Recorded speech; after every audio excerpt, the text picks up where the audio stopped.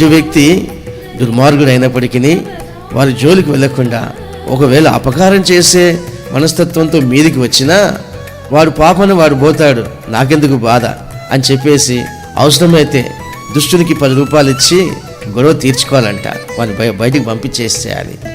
అలాగున మనము అనేక సార్లు మాట్లాడుతూ ఉంటాం, మంచివాడిని 10 రూపాయలు ఇచ్చి కొనుక్కోవాలంటూ ఉంటారు. కారణం ఏంటి? మంచివాడిని చేర్చుకోవచ్చు, వీడు చెడ్డవాడు అన్నప్పుడు అతని జోలికి వెళ్లకుండా ఉండడం మంచిది, ఇంకా అతని నుంచి తప్పించుకోవడం మంచిది.